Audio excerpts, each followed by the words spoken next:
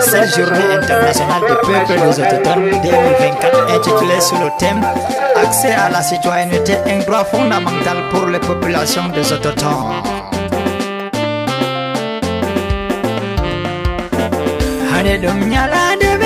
Journée internationale des peuples autochtones fulbe kolenda biamen umbele ingama.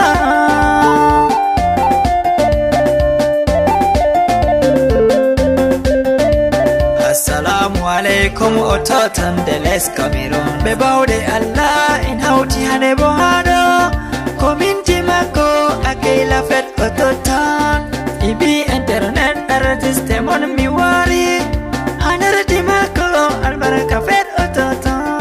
Fulbe bororo en général minotion ngare inkira.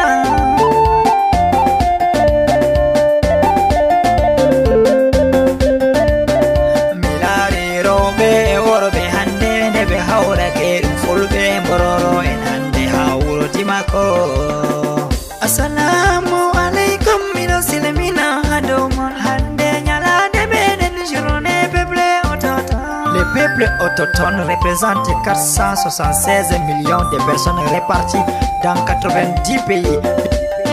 Bien qu'ils ne représentent que 6% de la population mondiale, ils constituent aujourd'hui au moins 15% des individus les plus marginalisés de les peuples autochtones sont les héritiers d'une grande diversité linguistique et culturelle, ainsi que des coutumes et des traditions ancestrales. Il ne compte pas moins de 5000 cultures différentes et parlent la vaste majorité de quelques 7000 langues de notre planète Terre. Malgré leur diversité, la plupart des peuples autochtones partagent d'importants points communs, notamment les liens qu'ils entretiennent avec leurs terres ancestrales et leur environnement, de même que la volonté de préserver leur mode d'organisation, leurs valeurs culturelles, sociales et économiques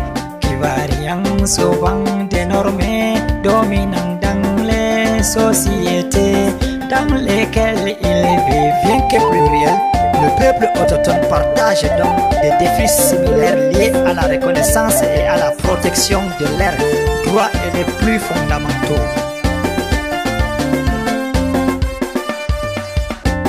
Depuis des décennies, les peuples autochtones demandent la reconnaissance de leur identité et leur mode de vie, et leurs terres, territoires et ressources naturelles. Mais malgré leurs efforts, ils continuent d'être victimes de discrimination et de l'injustice. De sensibiliser le public aux besoins de cette partie de la population. Nous célébrons le 9 août de chaque année la journée internationale des peuples autochtones.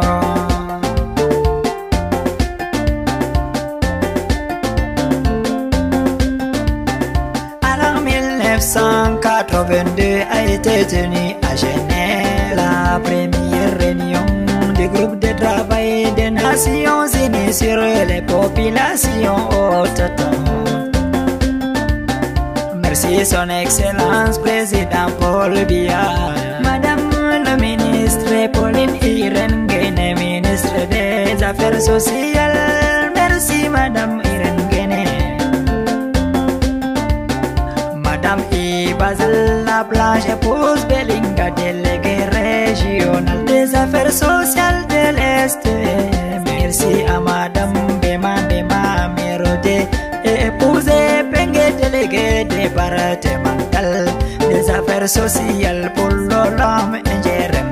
Le choix porté sur Monsieur Toué Danga Bernard comme chef des services à l'action sociale auprès de la communauté Bororo de l'arrondissement de Manjou pour notre encadrement.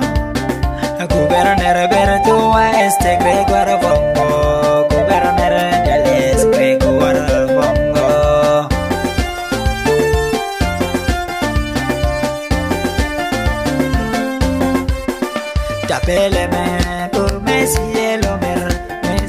merdi mako tapele men poro meselo merdi mako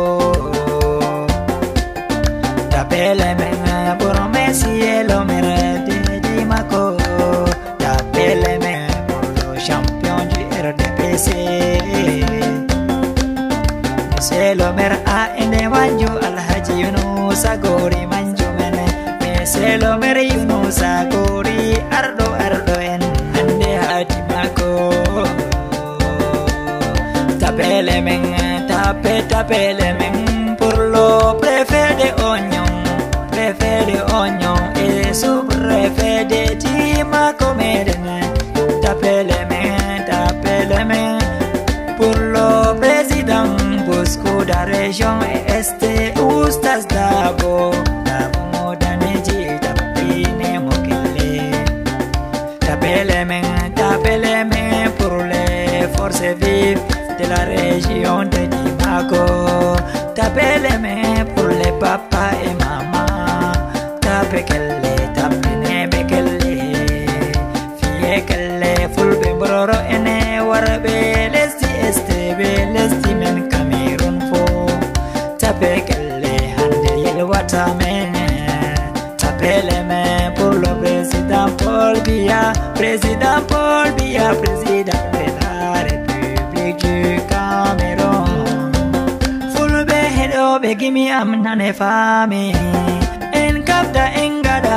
acte de naissance ngam kangol hollata embi belesti bawo mai bo engada bo carte identité kala Cameroun jo fu mara carte identité mi de euna mon gadema acte de mariage fata en achabo acte de décès fu ngam kangol lare woldo ngolo di daraja